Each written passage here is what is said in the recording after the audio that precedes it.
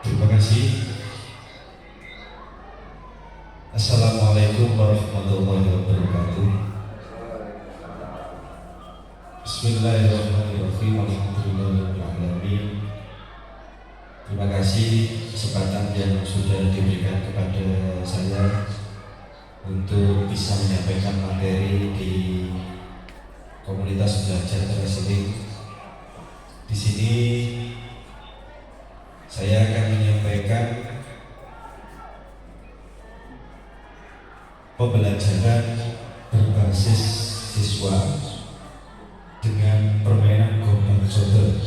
Kita nanti menggunakan pembelajaran SEM atau Sport Education Model. Jadi nanti dalam pembelajaran Sport Education Model itu semuanya siswa yang melaksanakan proses pembelajaran permainan gombang soto, mulai jadi pemain, manajer, pelatih, supporter, pelaksana pertandingan, MC dan lain sebagainya.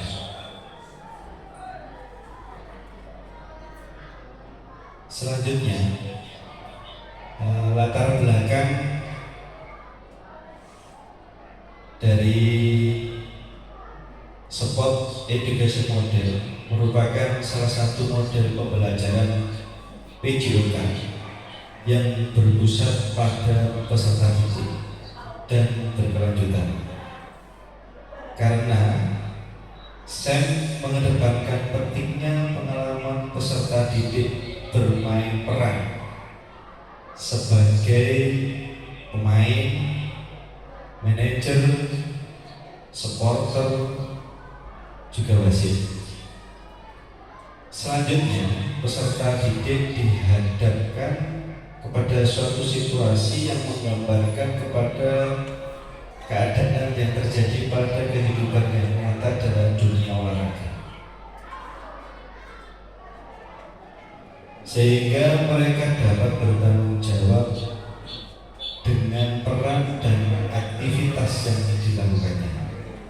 Dengan support education model, suara siswa akan sangat nampak pada saat mereka diberikan kesempatan untuk membuat kriteria pertandingan dan peraturan pertandingan yang dimodifikasi. Siswa dibebaskan untuk mengambil peran sebagai apa saja yang diinginkannya, seperti menjadi pemain, manajer, supporter, ataupun menjadi wasit.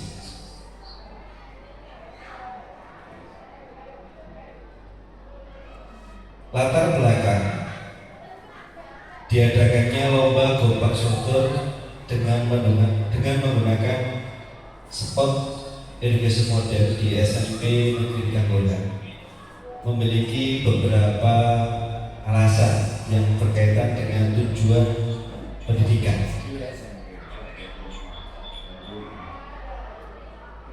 Dengan tujuan pendidikan jasmani dan pengembangan keterampilan siswa, yaitu 1.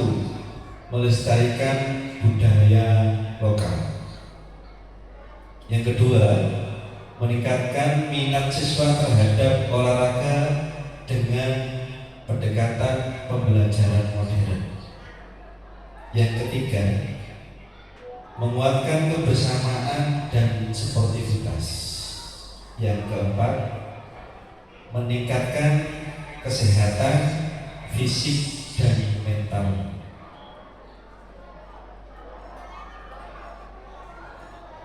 Tujuan program ini yang pertama, memfasilitasi pembelajaran PJOK yang berpusat kepada peserta didik.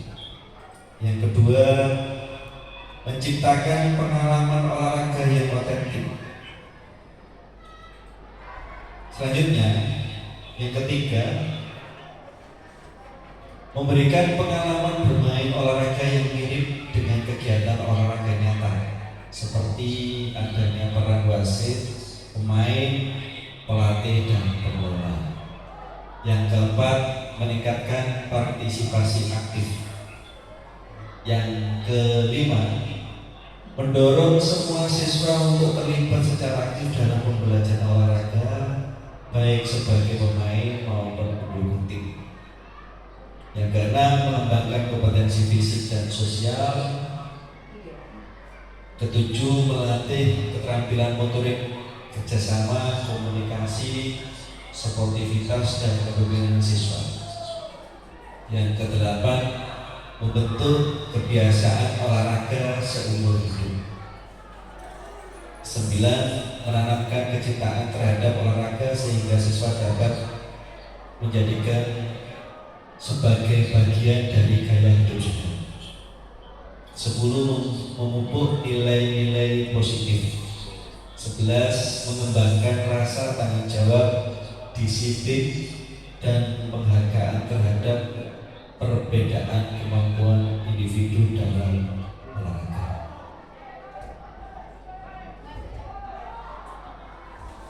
Selanjutnya, capaian, langkah dan hasil dari setiap tujuan. Berikut adalah capaian, langkah, dan hasil dari setiap tujuan sport education model secara singkat. Dalam hal ini, nanti pembelajaran sport education model ini kita bisa berkolaborasi dengan mata pelajaran yang lain, bisa berkolaborasi dengan mata pelajaran matematika, IPA, PAI, pendidikan konseling, bahasa Indonesia, bahasa Inggris, semua bisa berkolaborasi di sini. Yang pertama, yaitu menciptakan pengalaman olahraga yang otentik. Capaiannya yaitu siswa memahami struktur olahraga nyata, seperti peran dalam tim, jadwal pertandingan, dan aturan main. Langkahnya membentuk tim secara permanen, menentukan peran pemain, wasit, pelatih, pencatat skor, melaksanakan pertandingan dengan dalam format liga atau turnamen. Hasil, siswa memiliki pengalaman olahraga yang terorganisir dan menyenangkan, mirip dengan kompetisi olahraga yang nyata. Yang kedua, meningkatkan partisipasi aktif. Capaiannya yaitu semua siswa terlibat secara langsung dalam kegiatan, baik sebagai pemain maupun dalam peran pendukung. Langkahnya yaitu menjamin peran yang rotatif sehingga setiap siswa berkesempatan mencoba berbagai tugas, mengurangi dominasi siswa tertentu dengan mendorong kolaborasi. Jadi nanti siswa itu bisa bertukar peran, mau jadi apa dia, bisa gantian jadi, ada yang gantian jadi wasit, gantian jadi pemain, bisa dilakukan itu. Hasilnya, tingkat keaktifan siswa meningkat dan mereka merasa lebih. Dengan pola SEM ini, siswa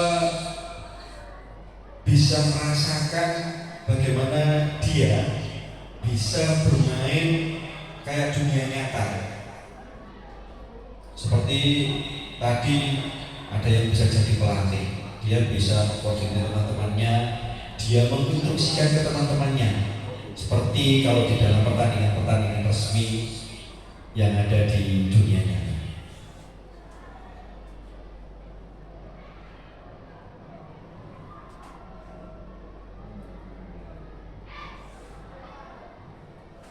Struktur program dan kolaborasi. Jadi program ini masuk ke kurikuler karena permainan gobak sodor ini sudah diberikan di dalam mata pelajaran PJOK, dan nantinya ini akan kita mainkan di dalam program kita setelah akhir sumatif akhir semester haji. Yang kedua, diikuti oleh seluruh siswa kelas 7, kelas 8, dan kelas 9. Yang ketiga, program ini dilaksanakan pada tanggal 9 dan 10 Desember tahun 2024. Tahap persiapan pada tanggal 11 sampai 16 November 2024 untuk pembentukan panitia dan juri pada pelaksanaan. Jadi ini sudah kita bentuk pada saat tanggal 11 November kemarin. Kita sudah membentuk panitia di dalam program SEM pada permainan Gobak Sotor ini. Jadi sudah ditunjuk, sudah ada yang bertugas jadi wasit, ada yang bertugas sebagai panitia pelaksana pertandingan, dan panitia juga sudah bergerak untuk menyiapkan tim-tim yang bermain dari kelas 7 sampai dengan kelas 9. Yang kelima, dalam hal ini penanggung jawab program ini adalah kepala sekolah. Yang keenam, koordinator proyek ini adalah guru PJOK. Dalam hal ini saya sendiri sebagai koordinator proyek. Yang ketujuh, melibatkan seluruh anggota komunitas belajar sekolah di SMP Negeri Kanggonang. Jadi nanti kita semua, Bapak Ibu guru di SMP Negeri Kanggonang ini bisa berkolaborasi di sini di dalam SEM pertandingan Gobak Sotor ini.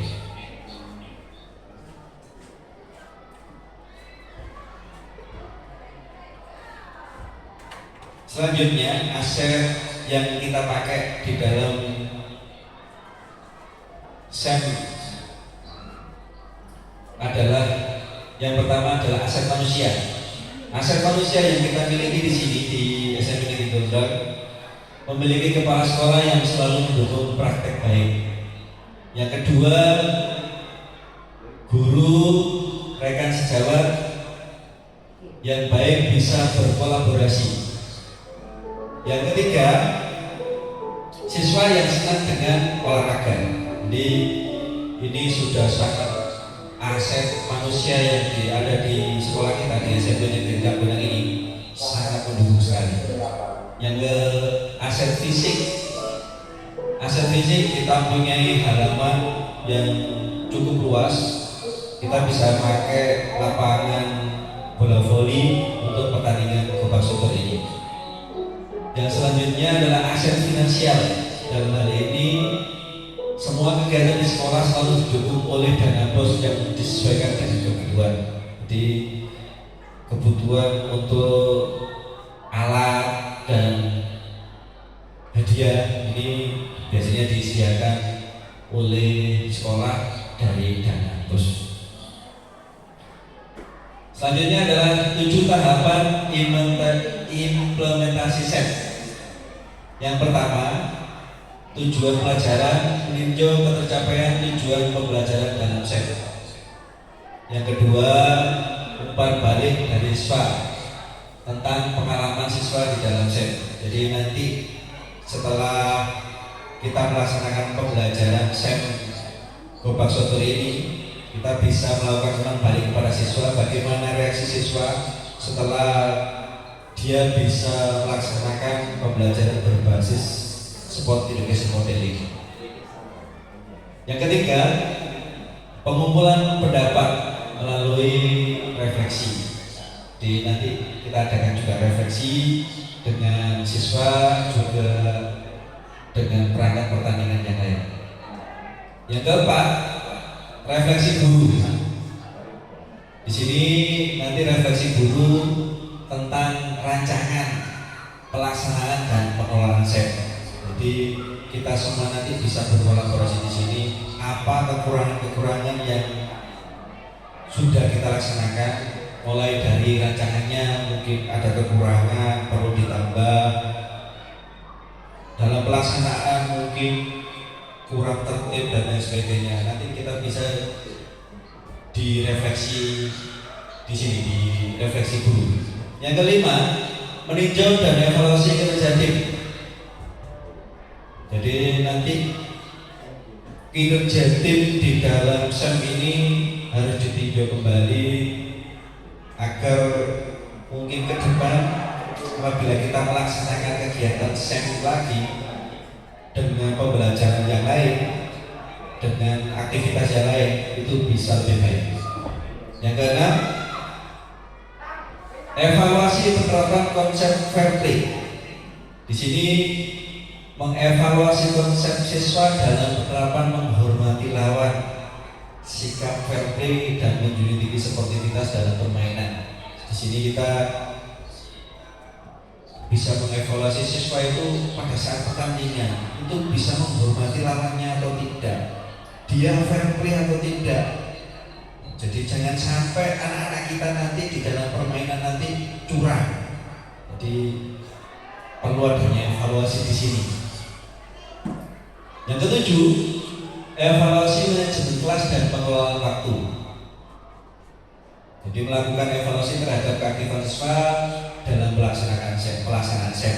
Jadi nanti siswa, jadi di kelas kita ini rata-rata isinya 32. Jadi nanti di dalam pada saat pertandingan, apakah semua siswa itu sudah ikut aktif di dalamnya? Ada yang sebagai pemain, ada yang sebagai manajer, ada yang sebagai pelatih, ada yang jadi supporter. Jadi semuanya komponen di kelas itu harus jalan. Semuanya aktif di dalam pelaksanaan program SEM ini.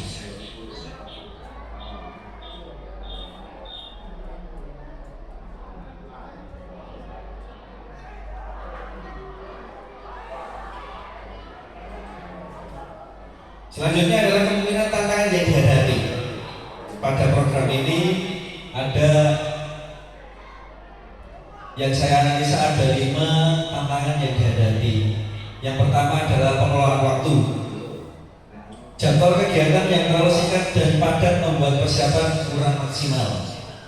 Kita hanya menyiapkan program ini kurang lebih sekitar 1,5 bulan. Jadi kita mulai dari tanggal 11 November kemarin untuk menyiapkan program ini. Yang kedua adalah dukungan teman sejawat yang kurang maksimal. Jadi ini kemungkinan yang saya hadapi nanti ini adalah dukungan dari rekan-rekan semuanya. Saya mohon nanti bisa didukung sepenuhnya dalam program SEM ini nanti. Yang ketiga, manajemen tim. Kemampuan untuk setiap tim berbeda-beda sehingga memungkinkan terjadi kesediaan antara tim. Jadi dimungkinkan pada saat pertandingan nanti antara tim dari kelas 7 dan kelas 8, kelas 9 itu ada kesenjangan. Jadi mungkin ada tim dari kelas 7 itu bisa jadi anaknya sudah pinter-pinter strateginya di dalam permainan ini. Dia bisa mengelola timnya dengan baik. Yang keempat, evaluasi dan umpan balik, memberikan evaluasi yang efektif dengan memberikan umpan balik setelah pelaksanaan. Jadi nanti semoga kita bisa evaluasi program ini setelah pelaksanaannya. Yang kelima adalah ketersediaan dana. Jadi ini adalah tantangan yang dihadapi.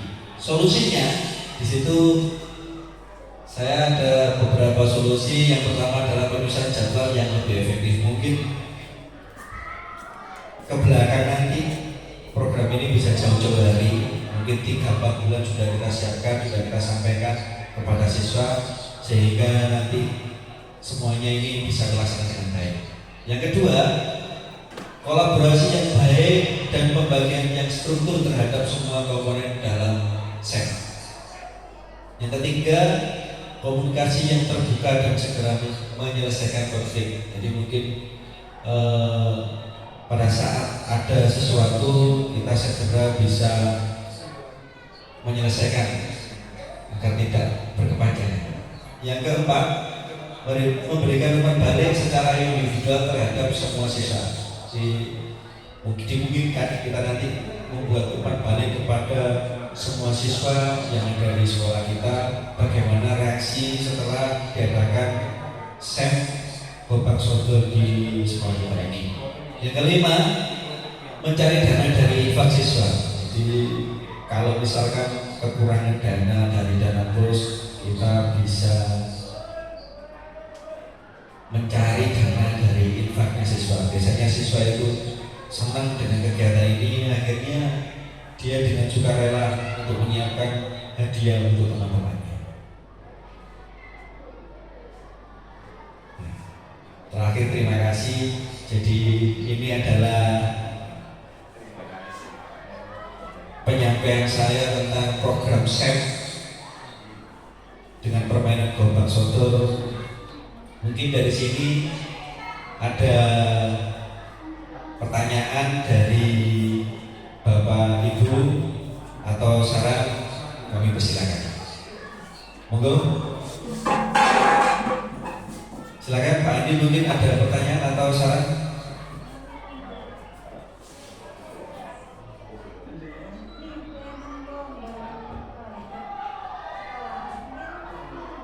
Pak Udi, barangkali ada pertanyaan atau saran?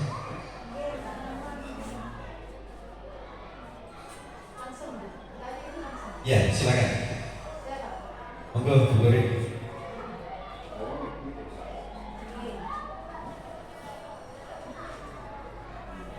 Terima kasih, saya Umaria. Ada yang saya tanyakan tentang permainan Gobak Sodor. Dalam permainan Gobak Sodor, di sini pasti ada aturan atau tekniknya, Bapak. Yang saya masih belum paham, yang dialami oleh siswa saya. Di sini dalam permainan Gobak Sodor itu apakah waktunya ditentukan atau bagaimana? Itu yang saya belum paham. Terima kasih.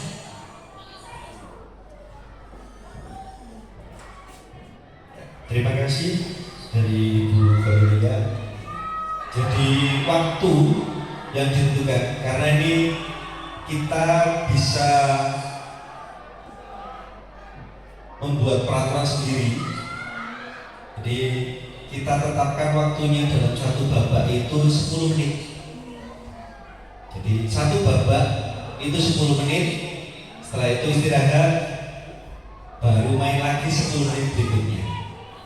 Jadi nanti jumlah poinnya kemenangan itu setelah kita melaksanakan pertandingan itu selama 2 babak itu. Gitu Ibu. Mungkin ada yang lain? Monggo Bu.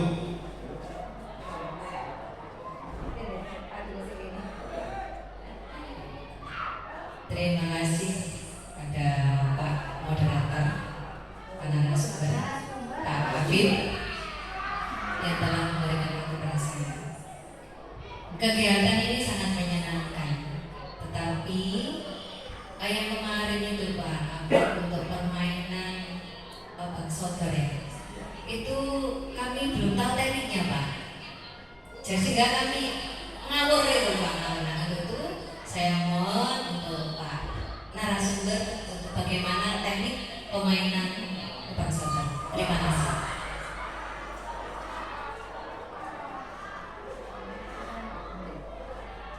Terima kasih Bu Siti. Jadi teknik di dalam permainan Gobak Sodor ini di beberapa kelas sudah saya sampaikan. Jadi yang biasanya anak-anak itu yang sering melakukan kesalahan pada saat melaksanakan, dia itu mematikan lawan. Jadi tekniknya pada saat dia mematikan lawan, tidak boleh lawan itu ada di belakangnya. Jadi dia harus mematikan lawan yang ada di depannya. Meskipun itu lawan itu dekat dengan dia harus mematikannya setelah dia balik badan. Kalau dia tidak balik badan, dia tidak bisa mematikan lawannya. Seperti itu. Itu yang pertama. Yang kedua, ini terkait dengan strategi. Karena biasa anak-anak itu mendahulukan senangnya didahulukan. Jadi tidak mengatur strategi. Oh, dari sisi yang mana saya bisa masuk? Sisi yang kanan atau sisi yang kiri? Jadi strategi ini sangat penting.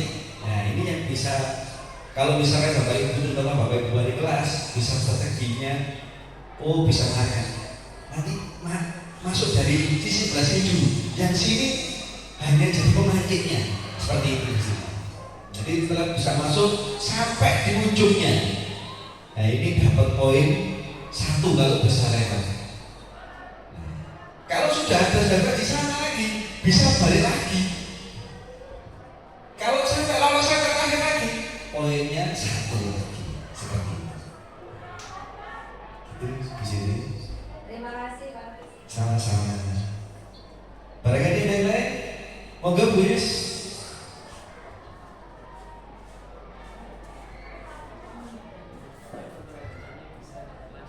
Terima kasih Pak Afif.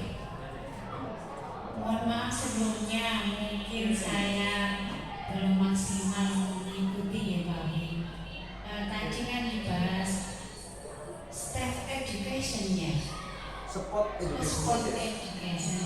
Ya, saya masih mikir Pak Afif, yang berkolaborasi itu yang tentang gobak sodornya dengan mapel Basmesa bersama, yang mana Pak? Ya mungkin saya masih bingung ya Pak. Yang berkolaborasi kayaknya saya perhatikan, saya amati ini bahas gobak sodor ya. Terus yang berkolaborasi dengan mapel saya ini, mohon maaf. Terima kasih Pak Afif. Terima kasih Bu Is. Nah, jadi untuk berkolaborasi di sini, kalau di dalam P5 itu kita ini masuk ke dalam bangunlah jiwa raga Bu Is. Jadi di sini kita berkolaborasi dengan mata pelajaran, misalkan Bu Is mata pelajaran bahasa Indonesia. Jadi di sini kita bisa memberikan anak-anak tugas untuk menjadi MC. Di sini kolaborasi antara mata pelajaran kejokan dengan bahasa Indonesia, penugasan siswa sebagai MC-nya, bisa jadi pembawa acaranya, seperti itu, komentator, seperti itu. Mata pelajaran matematika, penghitungan poinnya, seperti itu.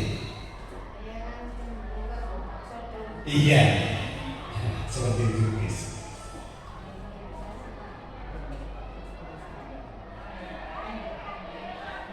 Cukup ya. Terima kasih penyampaian yang sudah saya sampaikan.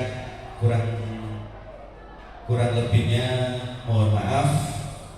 Ihdinas siratal mustaqim. Assalamualaikum warahmatullahi wabarakatuh.